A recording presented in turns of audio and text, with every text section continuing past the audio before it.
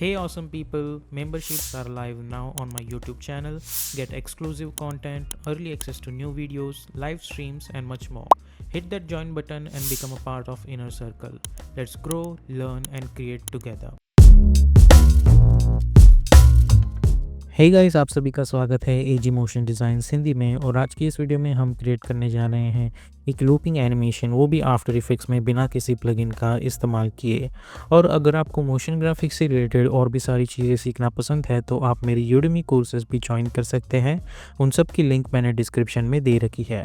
और अगर आप इस चैनल पर नए हो तो इस चैनल को सब्सक्राइब कर दीजिएगा और बेल आइकॉन पर भी क्लिक कर दीजिएगा। तो बिना वक्त ज़ाया किए चलिए स्टार्ट करते हैं।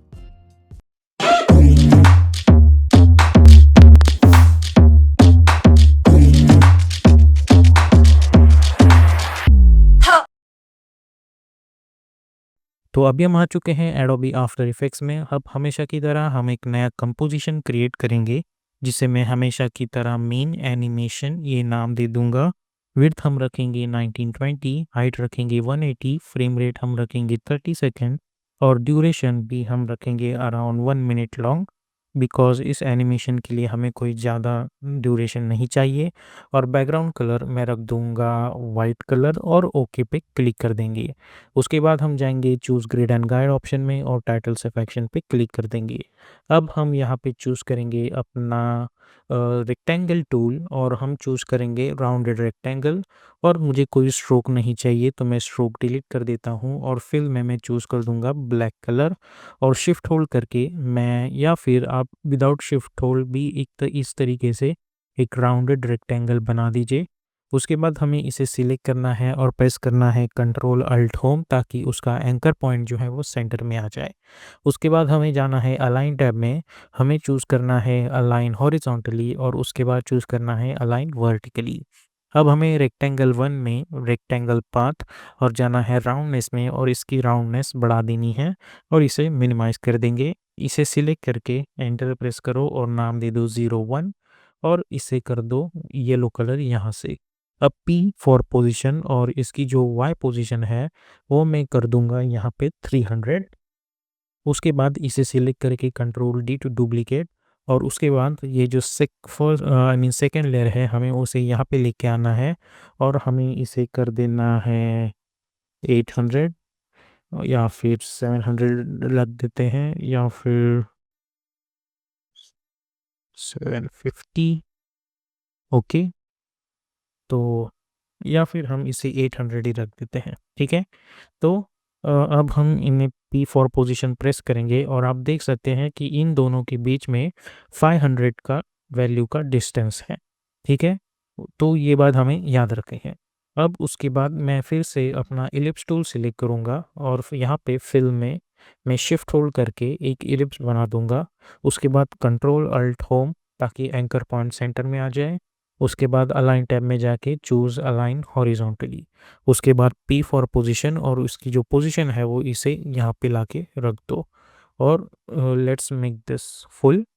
ज़ूम इन करके हमें मेक श्योर करना है कि ये जो बॉल है वो प्रॉपर्ली इसे टच हो, कुछ इस तरीके से। ठीक है, तो उसका जो एज है वो इसे टच होना चाहिए। ठीक है, तो मैं इसे फिट कर देता हूँ। उसके बाद हमें यहाँ अपना एनिमेशन स्टार्ट कर देना है। तो सबसे पहले ये जो शेप है इसे एंटर प्रेस करके मैं नाम दे दूंगा बॉल। ठीक है, और यहाँ पे इसका कलर जो है वो मैं कर दूंगा रेड, ताकि मुझे समझ में आ जाए। और उसके बाद इस बॉल को हमें सिलेक्ट करना है और पेरेंटिंग में जाके इस सेकेंड लेयर को पेरेंट कर देना है। उसके बाद इस लेयर को हमें सिलेक्ट करना है और प्रेस करना है R फॉर रोटेशन। एक की फ्रेम मैं यहाँ पे बना देता हूँ। उसके बाद मैं जाऊँगा अराउंड 1 सेकेंड पे कुछ यहाँ पे और हमें इसे कर देना है 180 डिग्री रोटेट। उसके बाद हमें इस बॉल को सिलेक्ट करना है। उसके बाद हमें प्रेस करना है control shift D to split this layer. और उसके बाद हमें ये जो पेरेंटिंग है वो इसे हटा देनी है फर्स्ट लेयर की। अब हमें इस बॉल को सिलेक्ट करना है। P फॉर पोजीशन, हम एक की फ्रेम बनाएंगे। इसे यहाँ पे की फ्रेम डाल देंगे। 2 सेकेंड पे जाके हमें इसे नीचे लाके रख देना है और हमें मेक श्योर करना है कि ये जो है वो प्रॉपरली इसकी एज से टच हो, वैसे ही जैसे स्टार्टिंग में ये बॉल इससे टच हुआ था। ठीक है, तो अब जब मैं ये एनिमेशन देखता हूँ तो मुझे कुछ ये मिलता है और ये मिलता है। अब उसके बाद मैं थोड़ा-सा आगे जाऊँगा यहाँ पे, ठीक है? या फिर यहाँ पे जाएँगे हम लोग अराउंड 20 फ्रेम्स पे, एक की फ्रेम बना दूँगा और मिडल में इसे थोड़ा ऊपर लेके आऊँगा। अब हम इन पोजीशन की फ्रेम्स को सिलेक्ट करेंगे और हम प्रेस करेंगे F9 ताकि ईज़ इन ईज़ आउट अप्लाई हो जाए। उसके बाद ग्राफ एडिटर में जाके इसे सिलेक्ट करो, राइट क्लिक करके मेक श्योर करो कि आप एडिट स्पीड ग्राफ में हो। इस ग्राफ को सिलेक्ट करके मैं शिफ्ट होल्ड करके इसे यहाँ पे लाके रख दूँगा और इसे यहाँ पे लाके रख दूँगा। और ये जो मिडल वाला ग्राफ है, इसे सिलेक्ट करके शिफ्ट होल्ड करके इसे यहाँ पे लाके रख दो, इसे यहाँ पे इसे यहाँ पे और इसे यहाँ पे और इसे यहाँ पे, ठीक है? तो अब जब हम देखेंगे तो हमें कुछ इस तरीके का bouncing ball effect kind of मिल जाएगा। उसके बाद ये जो रोटेशन वाली लेयर है, इन्हें सिलेक्ट करो और F9 पे क्लिक करो। फिर से जाओ ग्राफ एडिटर में, इसे सिलेक्ट करके शिफ्ट होल्ड करके इसे यहाँ पे लेके आओ और इसे यहाँ पे लेके आओ, ठीक है? तो अब जब हम इस एनिमेशन को देखेंगे तो हमें कुछ इस तरीके की एनिमेशन दिख रही होगी। ओके, उसके बाद हमें करना ये है कि हमें ये जो फर्स्ट लेयर है यानी ये कंट्रोल डी करके डुप्लीकेट करेंगे और इस थर्ड लेयर को नीचे लेके आएंगे। अब जैसा कि हमने स्टार्टिंग में देखा था कि अगर जब मैं इन दो लेयर्स की P4 पोजीशन चेक करता हूँ तो यहाँ है 300 और यहाँ है 800, ठीक है? ये 300 वाली यहाँ है और ये 800 वाली यहाँ है, विच मीन्स कि इन दोनों के बीच में 500 वैल्यू की एडिशन हो रही है। तो इसीलिए मैं ये लेयर सिलेक्ट करूँगा P4 पोजीशन और यहाँ पे मैं टाइप करूँगा +500, जिसकी मदद से ये जो लेयर है वो यहाँ पे आके रुक जाएगी। सिमिलरली इसे मैं कंट्रोल डी करके डुप्लीकेट करके यहाँ पे थर्ड नंबर पे लेके आऊँगा P4 पोजीशन। अब इसकी पोजीशन में 300 रखता हूँ ताकि ये प्रॉपर्ली यहाँ आ जाए और मुझे इक्वल यूनिट्स पे ये ऊपर चाहिए।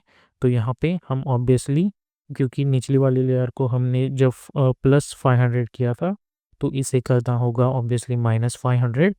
तो आप देख सकते हैं कि हमें कुछ इस तरीके की चीज़ यहाँ पे मिल रही है। उसके बाद हमें एक कंट्रोलर चाहिए जो ये पूरे एनिमेशन को कंट्रोल कर सके। तो राइट क्लिक, न्यू और एक नल ऑब्जेक्ट बना दो और इसे आप कोई भी नाम दे सकते हो। मैं नाम देता हूँ कंट्रोलर।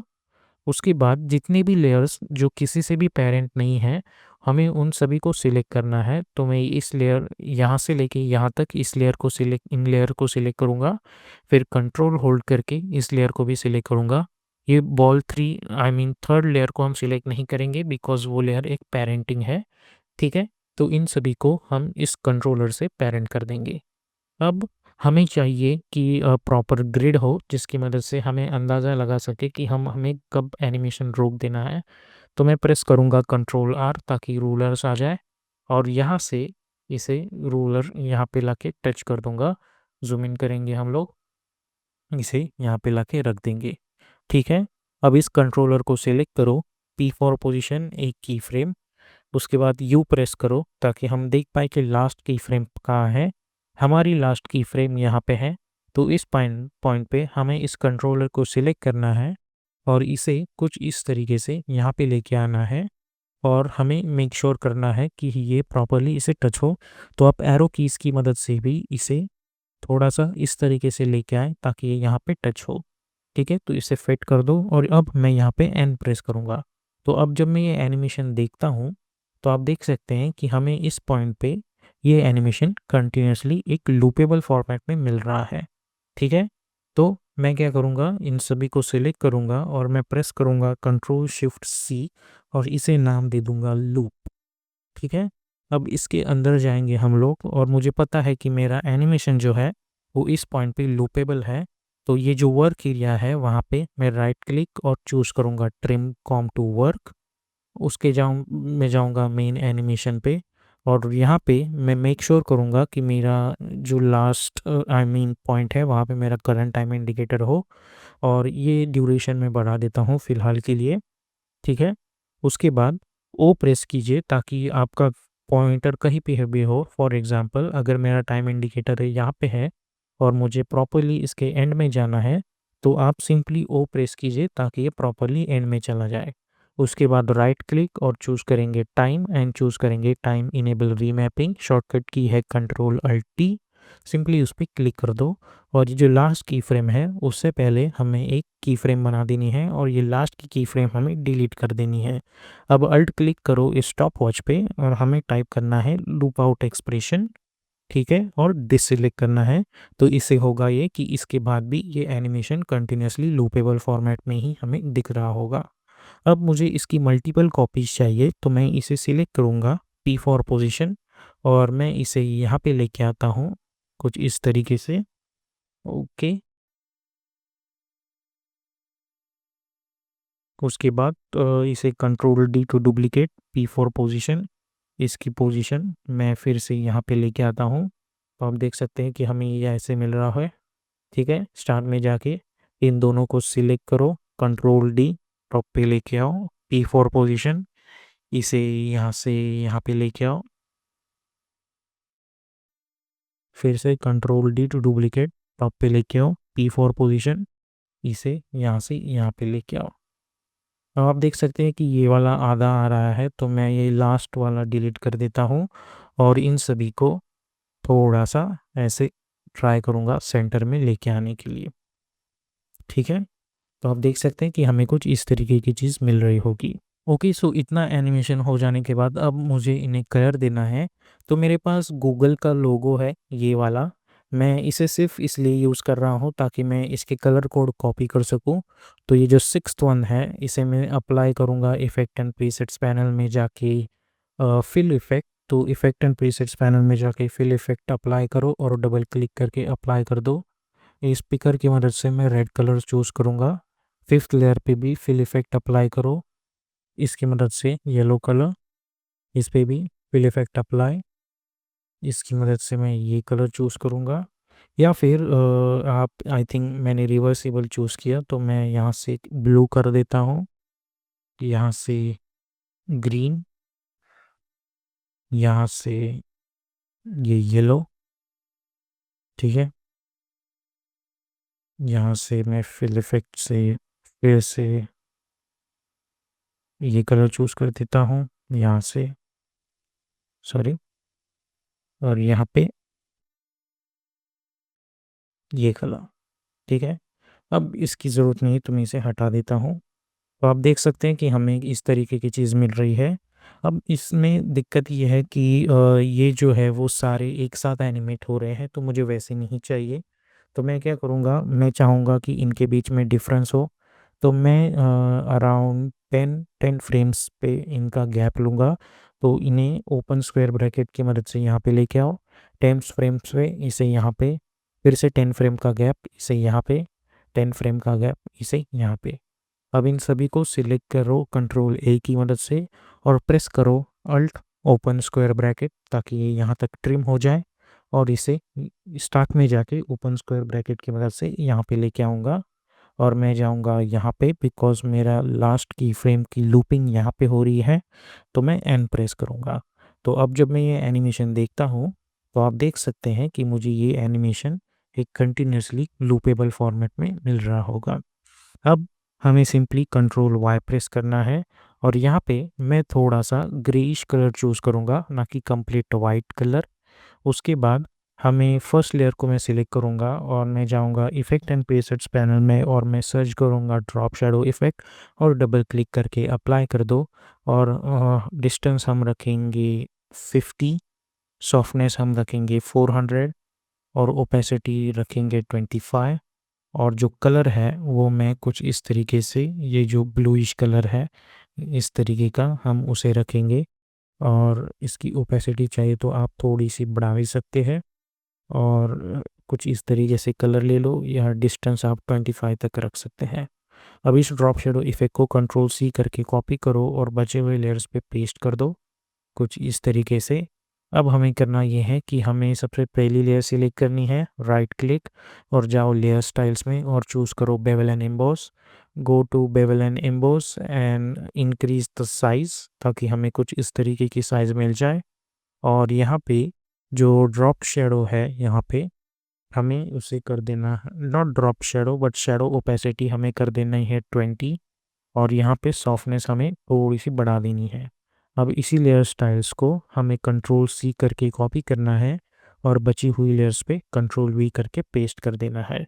तो अब जब आप इस एनिमेशन को देखोगे तो हमें कुछ इस तरीके की एनिमेशन दिख रही होगी। और सबसे मज़ेदार बात यह है कि ये एनिमेशन ऐसे ही कंटिन्यूस लूपेबल फॉर्मेट में चलता रहेगा। तो आप देख सकते हैं कितनी आसानी से हमने ये एनिमेशन बना रखा है। आप देख सकते हैं कि रेंडर होने के बाद ये एनिमेशन कंटिन्यूसली ऐसे ही चलते रहेगा।